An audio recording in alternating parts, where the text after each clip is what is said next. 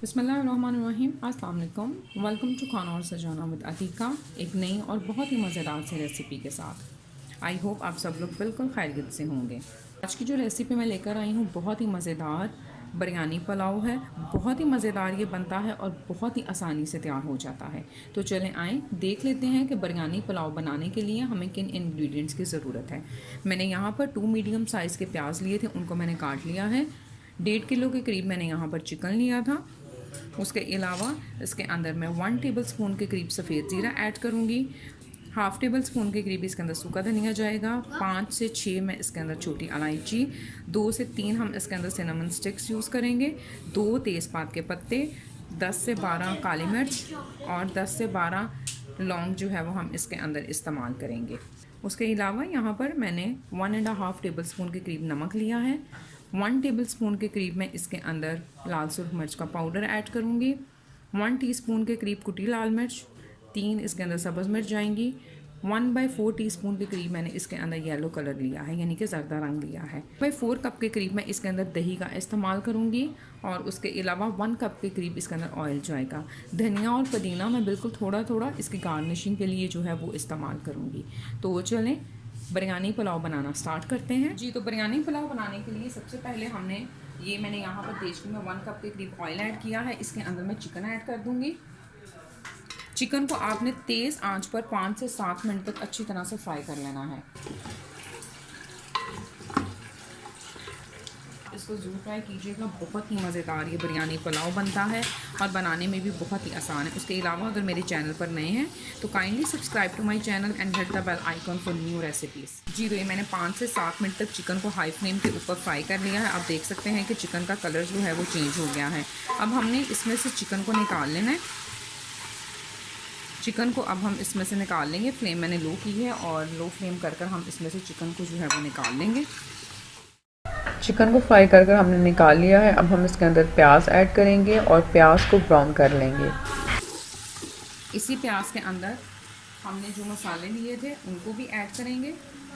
ये ज़ीरा, सूखा धनिया पाउडर, तेज़पात, इलायची, लौंग, काली मिर्च और ये दालचीनी भी इसके अंदर चली जाएगी। और ये प्याज को हमने ब्राउन कर लेना है।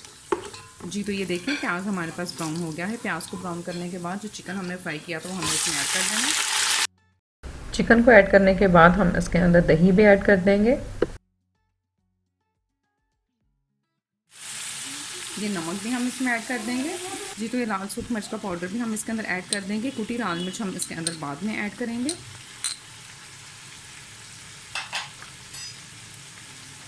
और इसको हम अच्छी तरह से भून लेंगे।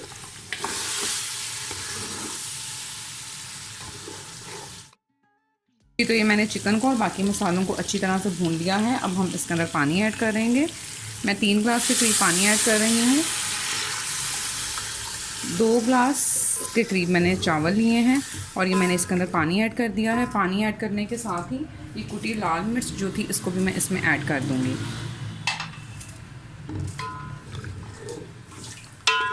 और अब हम इसको कवर कर देंगे। जब पानी पकना स्टार्ट होगा फिर इसके अंदर हम चावलों को ऐड करेंगे। जी, तो ये पानी बॉईल होना स्टार्ट हो गया है। अब मैं इसके अंदर चावल ऐड कर दूंगी।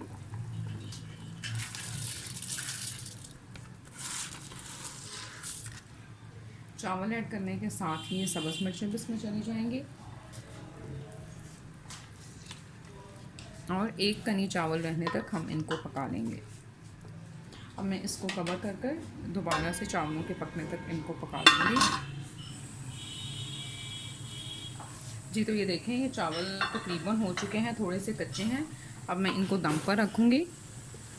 ये आप देख सकते हैं कि पानी इसके अंदर बिल्कुल ड्राई हो गया है लेकिन चावल अभी थोड़े से कच्चे हैं। अब हम इनको दम पे रखेंगे। ये जो ज़र्दा रंग मैंने लिया था इस ज़र्दा रंग जो है वो छिड़क देंगे और ये थोड़े से पुदीने और धनिए के पत्ते इसके अंदर चले जाएंगे।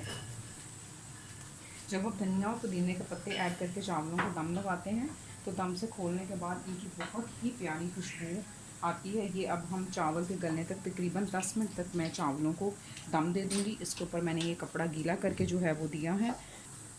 चलें चावलों को खोल कर देखते हैं। बहुत ही प्यारी खुशबू आ रही है। जब आप दम देते हुए धनिया और पुदीना ऐड कर दें तो उसकी खुशबू बहुत ही प्यारी आती है। इसको अब हम मिक्स करेंगे और इसको डिश आउट करेंगे। आप इसको ज़रूर ट्राई कीजिएगा, बहुत ही मज़ेदार ये बिरयानी पुलाव बनता है।